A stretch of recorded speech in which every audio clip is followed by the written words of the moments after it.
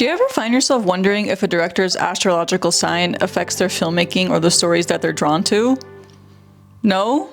Well, I do. Welcome to Cinema Astrology, and in today's episode, we're going to be dissecting the third sign of the Zodiac wheel, which I like to call everyone's favorite Zodiac sign to hate. Geminis! So the 4 Gemini directors I chose to dissect in this video are Agnes Varda, Jacques Demy, Ryan Coogler, and Hirokazu Koreeda. So before I get into the directors, I'm gonna go on like a little spiel about Geminis. I've never known one on like a deeply personal level, but I think that they're overhated. And this may be a bit of my bias because I have a prominent Gemini placement in my chart, although I'll never say what because I think that's like leaking your social security number online. Two-faced, more like they can adapt to any social situation and get along with anybody. Gossipy, more like they can see a story perspective from every angle and be able to resonate with everybody in the situation. Oh. Well, I can wear heels now.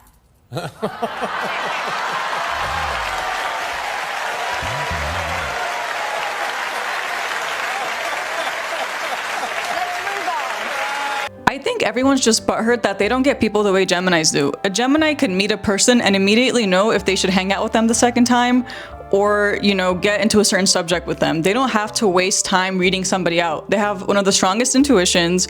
They pick up anything, any topic like this. And also Geminis are forever curious. They can be 50 years old and want to learn a new hobby, travel. They never get tired of talking, and I think that we're just bitter that we can't be as quick as they are with their minds. Though their archetype is a writer or journalist, they kind of remind me of jesters because they know the king and queen's business, but they act so unbothered and can act a fool when they feel like it. And that's why their sign is represented by twins, because the twins, one can have their tongue out and one can be like with their glasses on reading a book.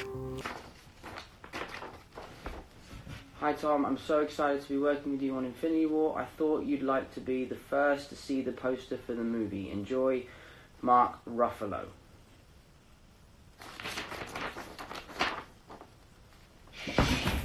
This creative and unhinged energy is constantly pulsing through them, and you shall see how.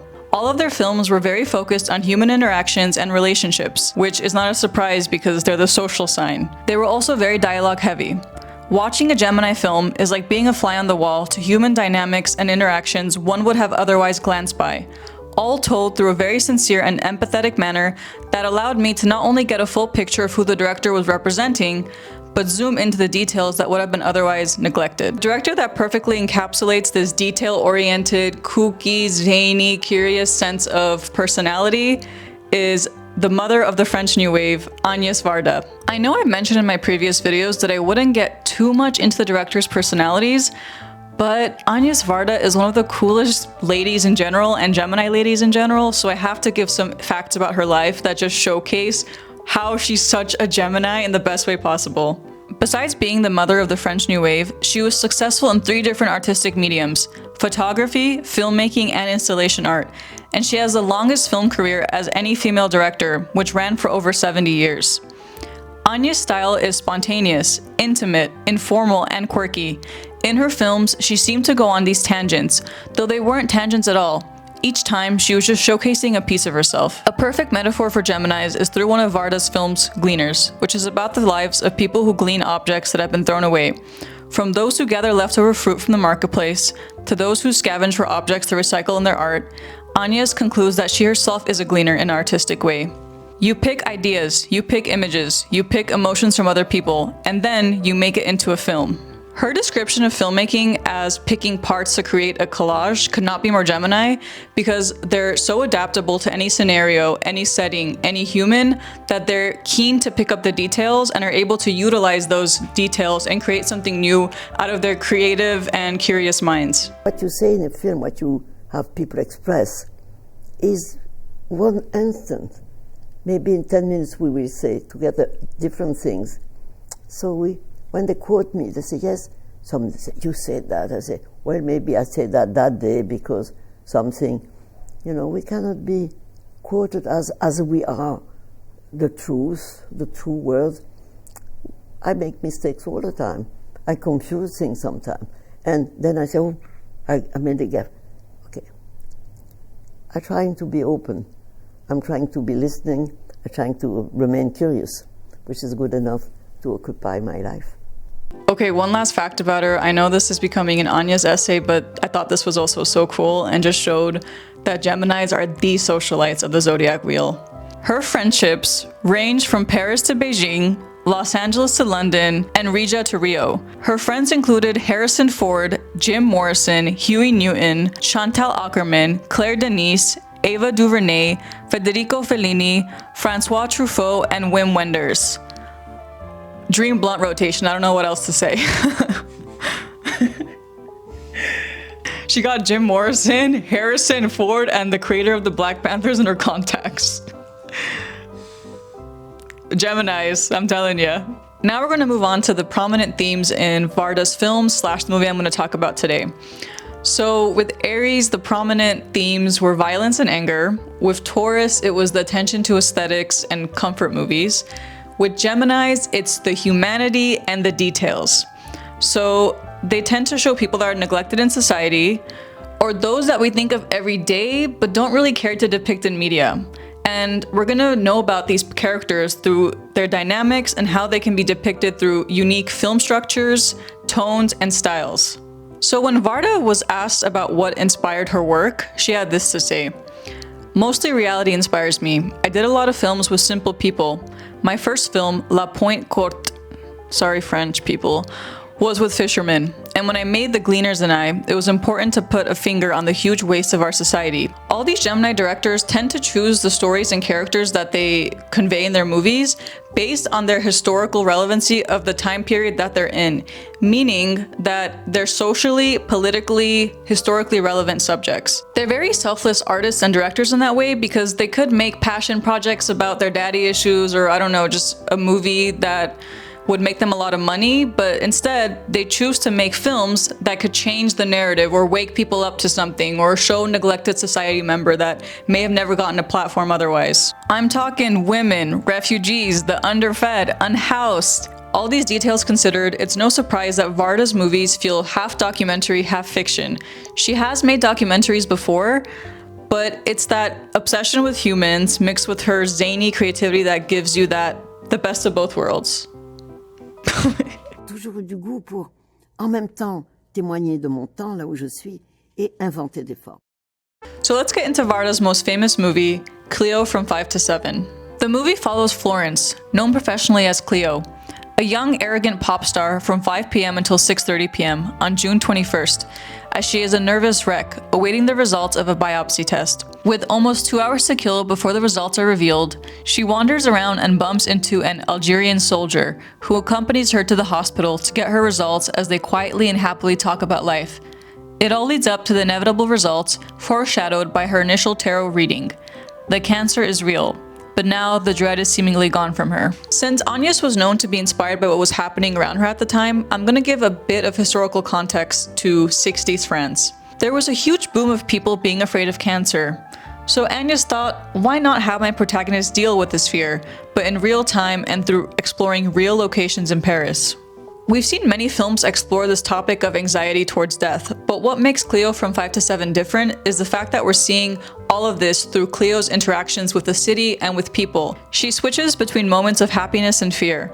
She rarely allows us inside her mind, and instead conveys us through the challenges of living with this fear through her daily interactions and moments. So Varda is essentially using everyday events to explore Cleo's inner life. As mentioned, Geminis excel in observation and noticing details, so it's not a surprise that Varda chose to depict Cleo's fear through us observing her daily interactions, and all of this is through a documentary film style which makes it feel very lived in. One of the recurring traits about these Gemini films is that they all had a very unique structure in the way the filmmaker chose to tell the story. So in this movie, the film is in real time, meaning we're following Cleo from 5 p.m. to 6:30, and the film is literally an hour and 30 minutes long. What matters is Cleo's state of mind, and her anxious attempts to distract herself from the test results. The way she turns her head when she catches sight of herself in the mirror, trying on hats, the way she listens for others' comments about her music when it plays in public, her tears when she remembers her anxiety and fear, or her laughter when she forgets herself completely. This film also stands out because it's told through the perspective of a very beautiful female protagonist, who is clearly dependent on other people's perception of her to feel a sense of security in herself. That's why there are so many mirrors throughout this film. She's constantly seeing, feeling, and reacting to what others project onto her created self-image. Throughout the movie, Varda utilizes mirrors to show this progression of Cleo's character, because each time she comes in contact with one, we notice that she's in a different headspace, because in the beginning of the movie, she's completely terrified of what awaits her fate. And by the middle of it, the mirror literally shatters, meaning that there's hope for her to come out of this with a different sense of self. If you want a way better in-depth analysis of the mirrors in this film, I highly recommend Nerdwriter's essay on this. So all these Gemini movies that I'm going to talk about convey the character through showing us how they interact with other people. And that's not a surprise to me because, like I said, they're constantly observing people around them, picking up the details, so the fact that we're seeing her core through how she talks to others and how it varies from person to person is going to be prevalent in every Gemini movie. So I'm going to get into how, from the first interaction in this film to the last, it shows a timeline of Cleo's development as a character and how she slowly accepts the test results. We first hear at the tarot card reading, where through her interaction with the reader, we find out that she's terrified of what is to come, which is potentially bad news, and she quickly applies this to the test results. The next interaction she has is with her lover. After she gets dolled up to meet him, and he comes in and is very emotionally distant, she only feels worse after, and again adds these feelings to the fact that she's terrified of her test results. Next come her songwriters, Bob and Maurice, who initially make her laugh with silly melodies and high energy. But they then pitch a song for her to sing called Cry of Love. As Cleo begins to sing, the camera circles her until the song's third verse, where it stops, framing her face and allowing her to sing directly to us. The lyrics become less general in this verse too, as the song shifts gears from their universal romanticism of a love ballad to an existential lament about body horror and the terror of death. As she sings about her body being ravaged by despair, a single tear rolls down her face. Cleo loses herself in the music, and since those around her on screen seem dismissive, she turns to us, the viewer, in desperation for sympathy. I love the fact that Varda uses a song in this film to convey Cleo's fears, and the fact that you have to pay attention to the lyrics to get this. And this attention to wordiness is again very Gemini because she didn't really need to do that. The fact that the lyrics relate so close to Cleo's state of mind is just that extra Gemini detail that isn't necessary for the film to be good, but is there and just, it's like adding the exact needed spice. It's like that spice isn't in the recipe, but adding it just completely makes the dish a lot better. Cleo eventually reaches Parc Montsouris. Cleo meets Antoine, a soldier on leave. He provides her with the compassion so lacking in most of her previous interactions, and accompanies Cleo to the hospital. The pair are told by Cleo's shockingly nonchalant doctor that she must begin treatment for cancer. After the doctor drives away, Antoine and Cleo resume their walk together, sharing sad, nervous glances and smiles. Antoine asks if she's okay, and she states she is happy, for she has met Antoine. All of these interactions feel so real and well written. There isn't a moment that takes me out because of how naturally the film flows. I love how each interaction leads Cleo to feel more empathy and acceptance about herself and about what is to come regarding her diagnosis. It is a beautiful progression that is captured with so much care, and Varda treats every single character in this movie like a subject instead of an object. So this is the first in my series, but Varda's husband was also a beloved director and a Gemini. So this is our first couple directors. Jacques Demy. So Jacques Demy is one of the most dazzling, magical, and whimsical directors of all time. I'm definitely very biased towards him because he encapsulates everything that I love in life, which are fairy tales, romance, pretty colors, good feelings. I don't know, it's just, if you haven't seen any of his movies, I highly recommend them. And if you haven't seen his films, you've most likely seen the film that is highly inspired by his work, which is La La Land, directed by Damien Chazelle, that I also love. Like Varda, Demy was highly inspired by what was happening around him, relevant to his culture and historical context, except he uses that Gemini zany creative energy to make everything feel a lot more imaginative and like they came straight out of a fairy tale. One of the most major influences of his work was the Hollywood musical, especially those from MGM's Freed Unit, and most especially the works of Vincent Minnelli, who is the father of Liza Minnelli. Liza Minnelli lies. Although Demy received critical acclaim throughout his career, he was constantly judged by his peers. And I'm talking like the French New Wave peers that his wife was a part of, so that probably wasn't that nice to be in that position. I'm sure you've heard of Jean-Luc Godard, who is one of the most famous French filmmakers of all time. He called Demy's films American-like and naive in storytelling.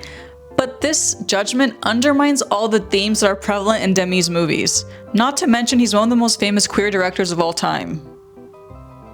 He's queer. Yeah, he's bi. Is bi considered part of queer? Yes, he died of AIDS. He's queer. While love is a constant preoccupation of Demy's cinema, magic or fate typically intervenes to thwart or to endorse the various couplings. This fatalism is a source of pervasive melancholy in these movies, and is often associated with politics. The French Revolution, the 1955 shipbuilder strikes in Nantes, or the war in Algeria and Vietnam. We will see all these influences play in the film that I'm going to be discussing, which is The Umbrellas of Cherbourg. Now that we have a gist of Demy's place in cinema history, I'm gonna go into his trademarks that to me scream Gemini. So the first one is chance encounters. Many of Demy's stories involve random meetings that lead to profound impacts on characters' lives, emphasizing the role of fate and chance in human affairs. Humans, meetings, I think you get it. Musical and song. Demy had an affinity for the musical genre. Films like The Umbrellas of Cherbourg and The Young Girls of Rochefort integrate song and dance seamlessly into the narrative.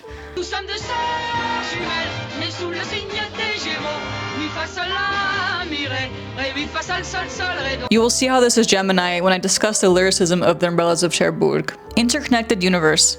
Demy's films often inhibit a shared universe, with characters from one film making appearances or being referenced in another, creating a tapestry of interwoven narratives. Although as husband and wife, Demy and Varda never collaborated with each other in a movie, you can clearly see one another's influences throughout numerous works by Varda. I'm gonna put up the names on the screen. You can see this influence through Varda's cinematography, use of color. They even share the same composer, Michel Legrand, who is actually one of the characters in Cleo from 9 to 5.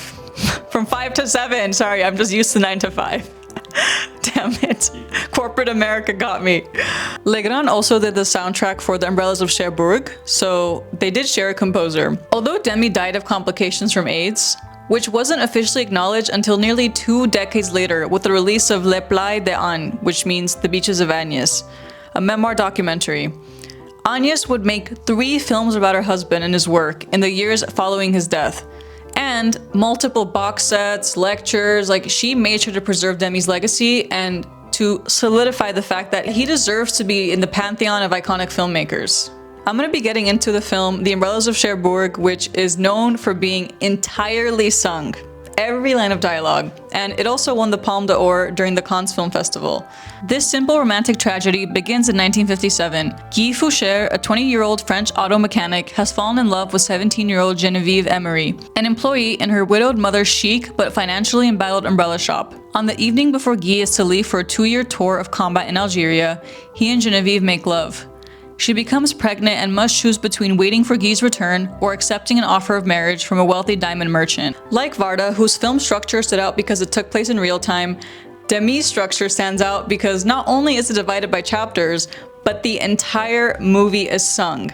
And though we'd seen musicals due to the prominent 50s Hollywood era, this film has those dazzling, eye-popping pastel colors, but there are no musical numbers in them because again, like they're singing every line. So if you aren't ready to hear someone talking normally, but singing what they're saying, I don't know if you're gonna be able to handle this movie. But if you like Annette, you like this movie. Oh yeah, if you like Annette, which is inspired by this film, and puppets, and Adam Driver, then you should watch that. So because this film is entirely sung, it wasn't easy to get it off the page. And the film's composer, Michel Legrand, gets into the journey he and Jacques Demy went to get this greenlit. Jacques and I had to work really hard to get this project off the ground, Legrand once remarked. The producer showed us the door saying, "You're a couple of nice young guys, but do you really think that people will spend an hour and a half listening to characters singing life's little platitudes?" Even though this is one of the prettiest movies of all time, which now I gotta get into this little tangent about some of the scenes, anytime there's a window in this film and someone's gazing out of it or looking sad next to it, please look out the window. The confetti, the colors, the snow falling. I was at a lot, like I couldn't believe my eyes that this was film, that this was real life. There's also the moment where Guy and Genevieve are walking back from the night together, and if you look closely, they're literally floating. They're not walking, they're just floating through the streets, and I just think that captures the feeling of young love so well, and I adore Jacques for going out his way to put that in his film. And I mean, look at this. Demy got them to match the wallpaper with the wardrobe. It's so satisfying to the eyes. He does this in Young Girls of Rochefort because he literally painted the streets to match the film's color palette. And again, like the Geminis, the details, it's another level of artistry. And although you'll be entranced by its beautiful visuals and feel good by staring at pretty colors, this is gonna hit you in the heart with an arrow. And I'm not surprised because these twins will make you laugh and one will make you cry. And this one definitely made me do both. So before I get into the bittersweetness of this romance, it's important to first understand that the generic conventions of love in Hollywood musicals. During the early 1960s, the Hollywood musical was considered an artifact of the past. The genre, which peaked in popularity in the 1930s, with the advent of sound in cinema and maintained commercial viability until the 40s, suffered from its ideological baggage. Fabricated idealism, ceaseless optimism, and blatant artifice all marked the genre as nothing more than a high-spirited entertainment with little to no critical value. Although these critiques are applicable to every aspect of a Hollywood musical, they're the most noticeable in the portrayal of heterosexual romance. In these films, romantic relationships between men and women are idyllic. The couples are always full of passion, youthful moxie, never quarreling and always singing away the troubles that surround them. If the couple is ever separate, everything in the film works together to lead them back together, an artificial happily ever after to complete the film on an uplifting note. But, as Jim Ridley explains in his Criterion essay of The Umbrellas of Cherbourg, the conventions of Hollywood musicals serve Demy to convey what's left when the illusions fade. A 17-year-old girl who gets pregnant just as her lover is drafted to war in Algeria and ends up marrying a rich older man? And the boyfriend, now a limping war veteran, only learning of this upon his return? That's definitely not entertainment.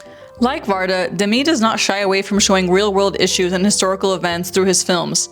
Demy said, "I wanted to make people cry, and I succeeded. I was pleased." Oh, you did make me cry, alright.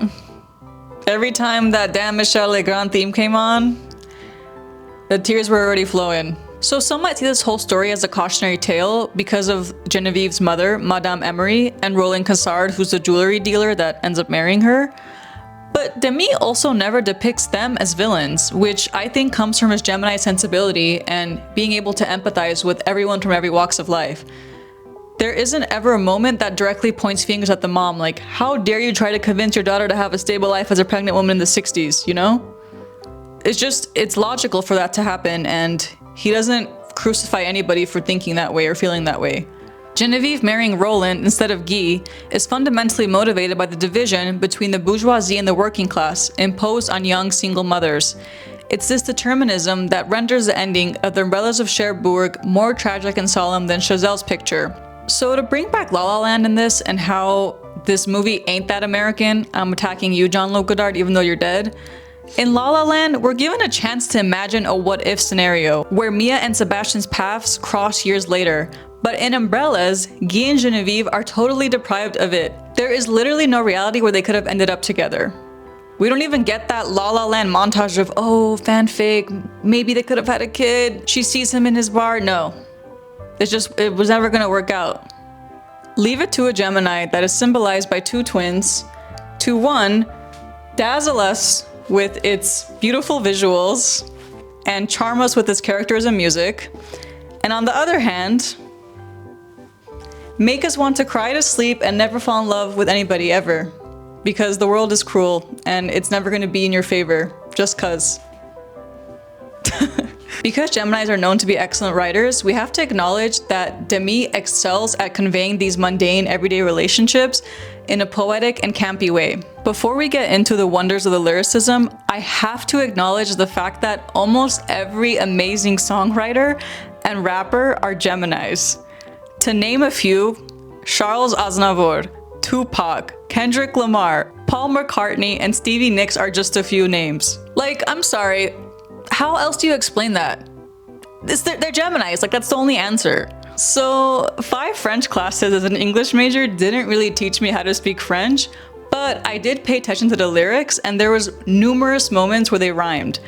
So we have Jacques Demy not only making this movie digestible, because, you know, they're singing the whole time and yet I'm thoroughly immersed and enjoying it, but there's also moments that are actual songwriting. Like you actually notice that they're rhyming, that when there's an argument between Genevieve with her mother, it escalates. It goes up and down, like the height of the tension is going with the music. That is not easy. Like writing dialogue in and of itself is hard, you know, trying to make people seem human, empathetic, and finding a way for the audience to connect with them. This man made his entire film a song. Like, we need to talk about that. It can be talked about a lot and it's still not giving him enough credit. It's honestly like watching a soap opera that is a literal opera, because the whole film is dramatic interactions with people.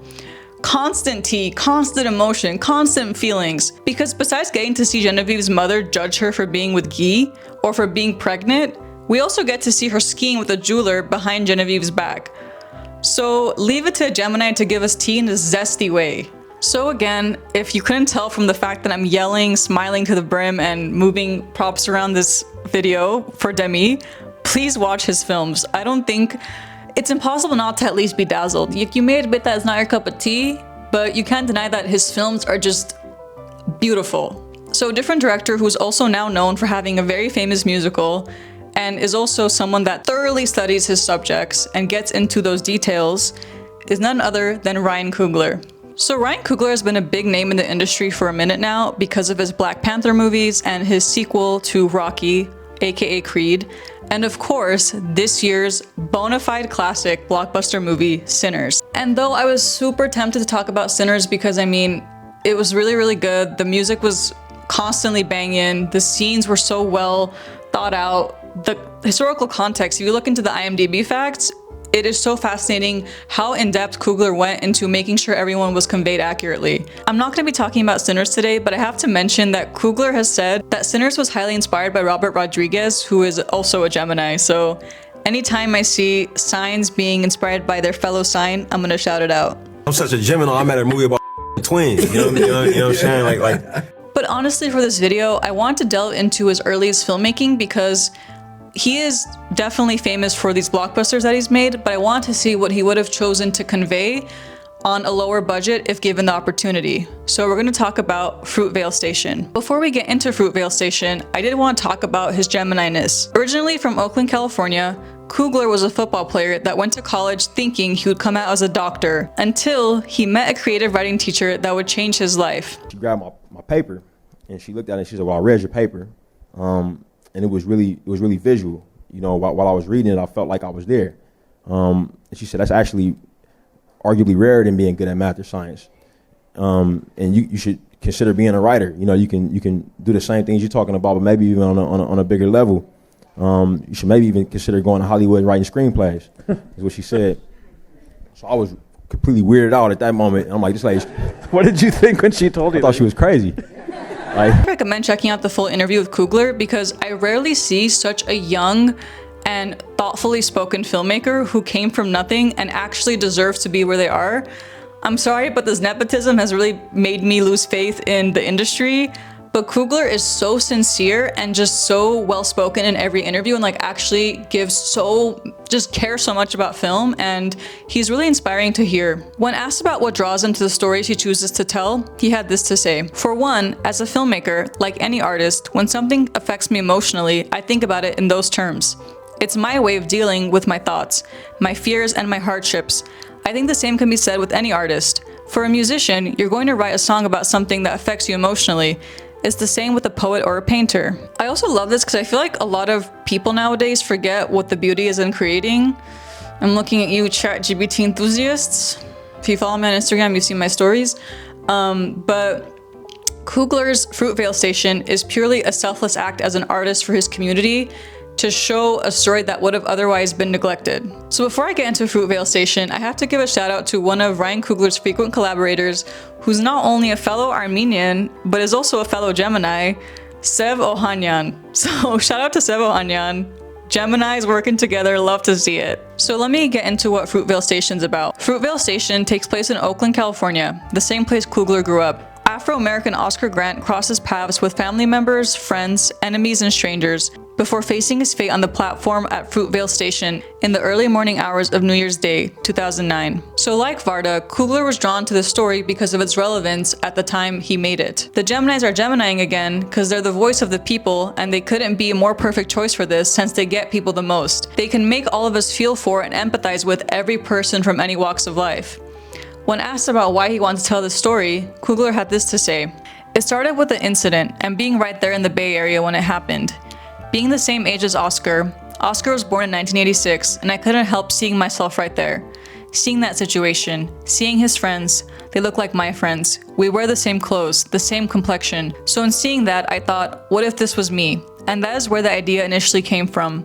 Being so hurt and being so angry and so frustrated and confused about what happened. The same feeling everybody had when they were out protesting and rioting, and people on the other side on the internet. And seeing the trial, I feel like it kind of got muddled over that Oscar is a human being. He became this saint or this idol that people held up.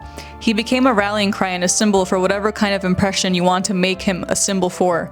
And the other side has demonized him. He's a criminal, he's a thug, he got what he deserved. Personally, he's not either one of those things. I feel like what was getting glossed over was the fact that this 22-year-old guy didn't make it home to people that he mattered to most. And for unnecessary reasons, his life was cut short unnecessarily. And so many young black men's lives got cut short unnecessarily. They're not seen as human beings by people who don't know them or are on the other side of this particular conflict who don't seem to care. Like all Gemini directors, Coogler utilizes a unique structure that takes place in real time to convey Oscar Grant's story. It's not like your average Hollywood film or retelling, which in my opinion tend to get too big and let's tell the entire person's life from birth until death. It feels so overly bloated and cheesy. It tends to dehumanize the person due to the attention to production over empathy. He does not rely on predictable cinema-related tricks to force us to feel something. Coogler avoids easy sentimentality and skillfully uses long takes to mimic the feel of just following somebody in situations. In his words, I kind of remember when I was young, I used to hang out with my dad sometimes, and I can remember just following him in and out of these domestic situations. Going to the grocery store, we'd pick up my other brother, or we'd go here or go there. Everybody knows what that's like. When you're hanging out with somebody, you're walking through somebody's day. So we're gonna get into this unique structure now. Because in Fruitvale Station, the film opens with real footage from Oscar Grant's killing. So Coogler had this to say about this choice.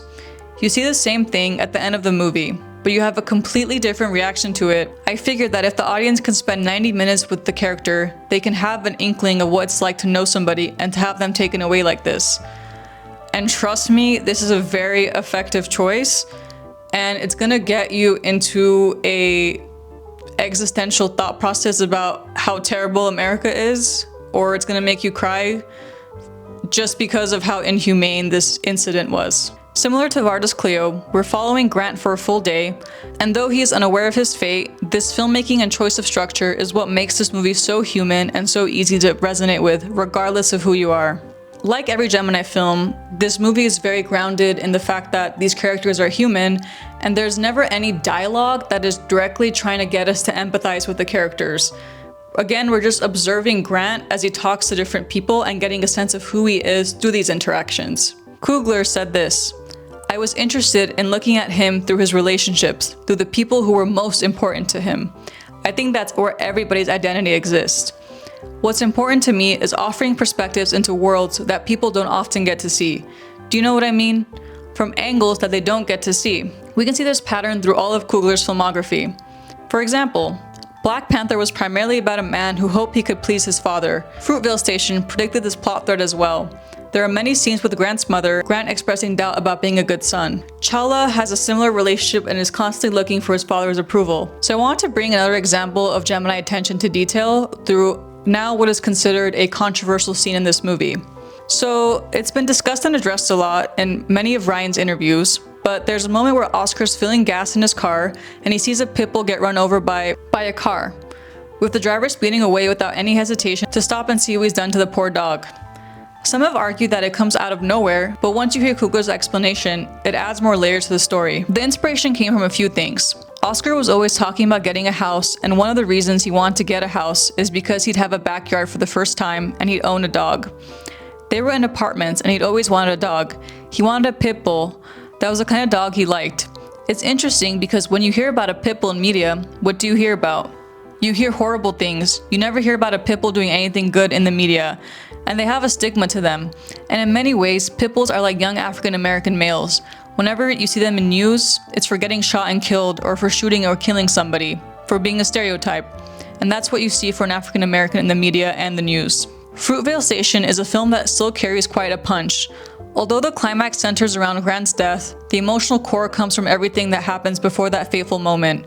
Grant is depicted as a conflicted man who wanted to better himself for his mother, wife, and daughter, and unfortunately he never got the chance.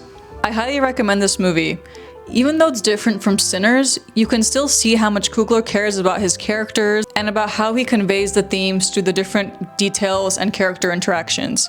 He knows his subjects and stories through and through, and he also feels deeply for them and has endless insight and explanations behind every choice he's made in the movie.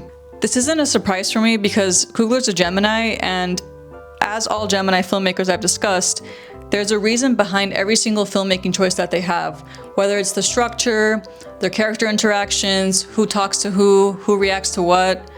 If you ask them about any moment in their film, they're gonna know what to say. It's not a coincidence that they know how to match outfits with wallpapers and pick up memories from their own childhood, Coogler's memories, and pertain it to the most iconic scene in the film, which is the pitbull scene. The final director I'll be covering is also inspired by real-life events, uses a very realistic structure, and will also break your heart. Hirokazu Koreeda. Hirokazu Koreeda was born in Tokyo in 1962.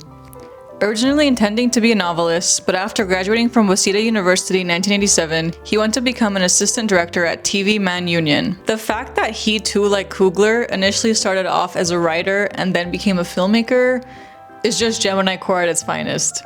A leading voice in contemporary Japanese cinema, Koreeda is known for his deeply humanistic films that explore family, memory, and the complexity of human relationships.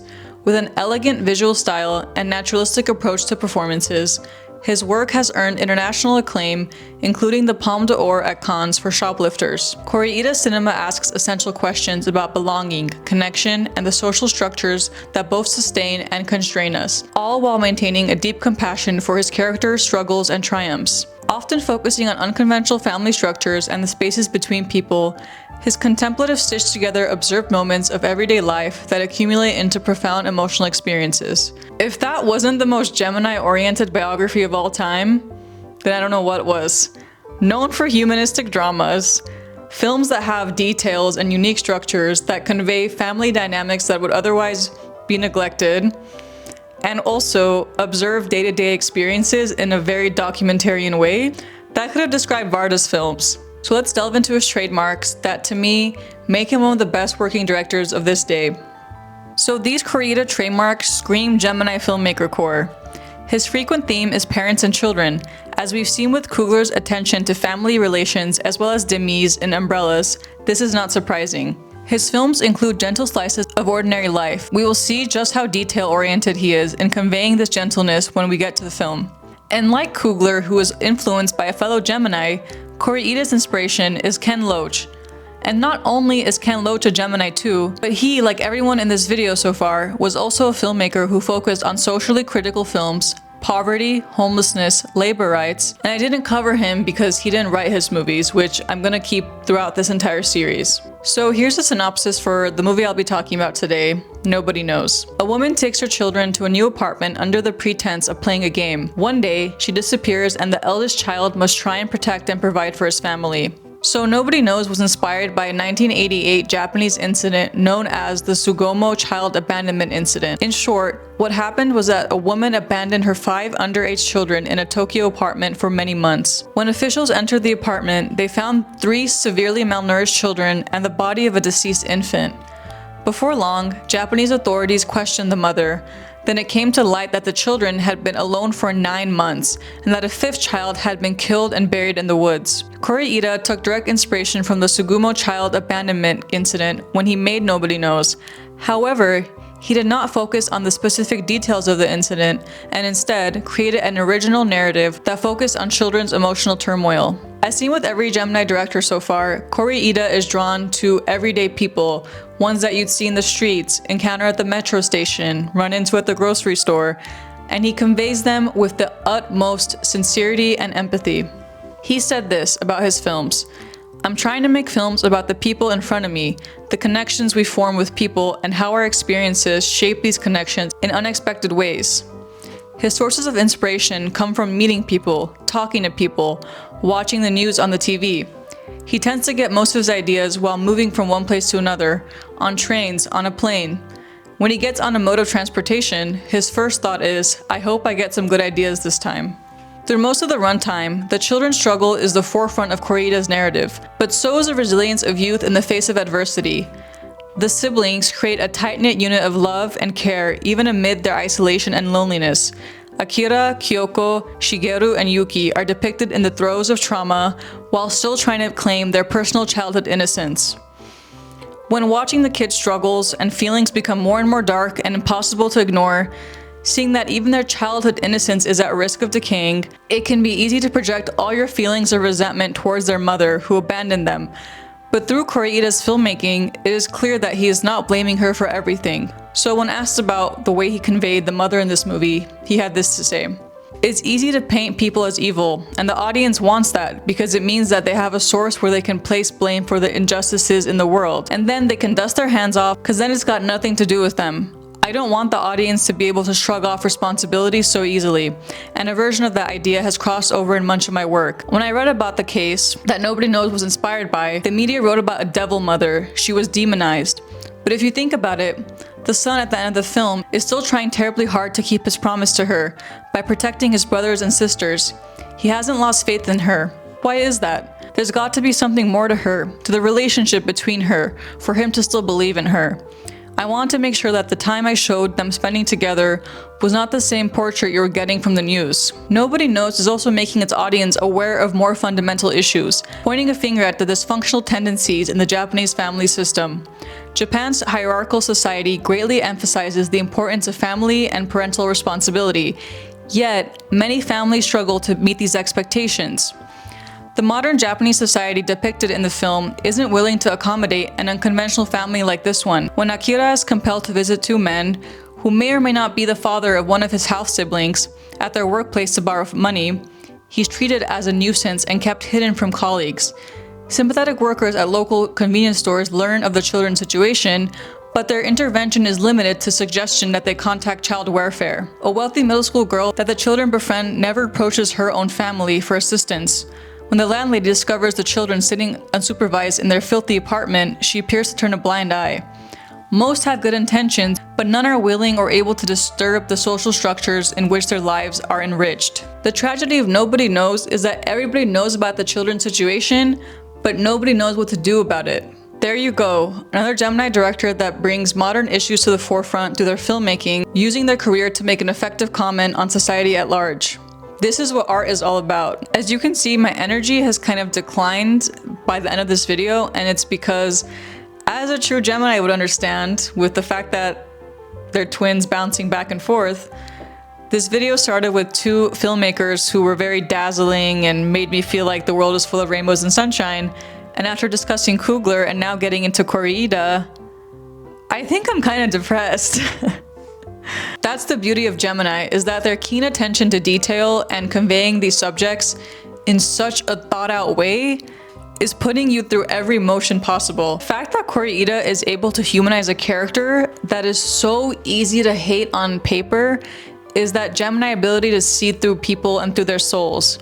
This is especially felt during a scene where the mother is about to leave her kids, at least she is aware in her own mind, and we see her laying in silence as a tear streams down her face. It's such a small detail that didn't need to be there, but the fact that it is says so much without screaming in my face. Koreeda is a master at this. He never has to be direct in his storytelling, but these moments and details will get to you and make you understand everything. Before I get into this film's effective structure, I have to give a shout out to Yuya Yagira's performance, who played Akira when he was only 12 years old. His performance made him the youngest actor to ever win the Best Actor award at Cannes, And goddamn is it well deserved. Gwyneth Paltrow's Oscar needs to be revoked right this instant. Like Varda and Coogler, Koreeda utilizes a structure that follows the kids in real time.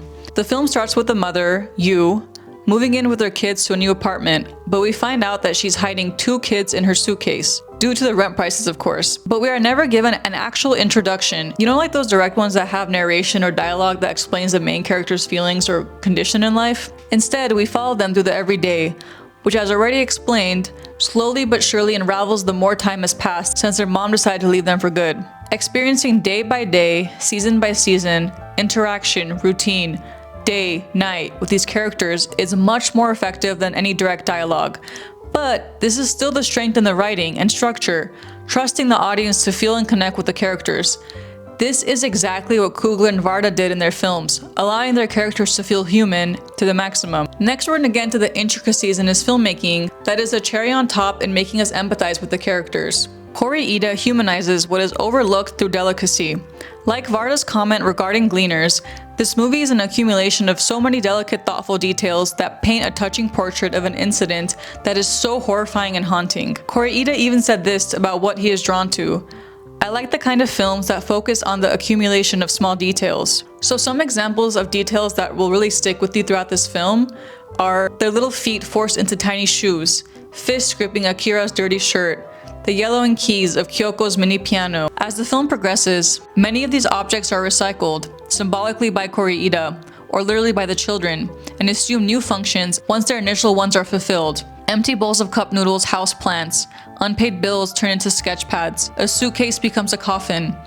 Objects and gestures are what linger long after the film ends, but what makes these moments stay with you long after the film is the fact that he never forgets that he's telling the story through a child's perspective. I swear nobody can put this much poetry into the mundane and everyday interactions like a Gemini. This film will haunt you for many, many days and nights and linger with you as you walk and observe people on the streets. You will definitely think twice about judging somebody when they bump into you, or when you hear them yelling, or when you see someone looking a bit out of it. Because you never know what anybody is going through, and this movie proves that humans are very quick to be ashamed of having empathy when we need more of that in this life. In conclusion, Gemini's got me in my feelings, and they inspired me to notice the details in life. To think deeper, to be curious, to embrace every facet of being human. Is young love the way it is because it's heightened by our naivete? Should we rule the world and the way it pits classes against one another for putting women in positions where they have to sacrifice their feelings for financial stability? Do we hate the society that is so ashamed of poverty that it led to a mother abandoning her own children?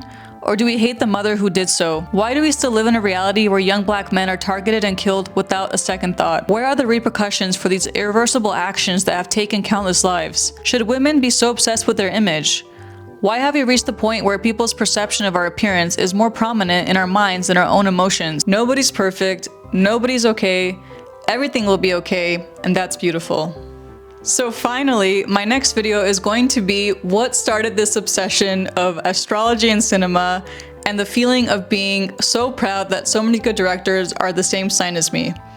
If you hadn't guessed by the roundness of my face and the fact that I like to cry and be a hopeless romantic, then here you go. I'm gonna be covering cancers next, and I'm so excited. Let's go crabs!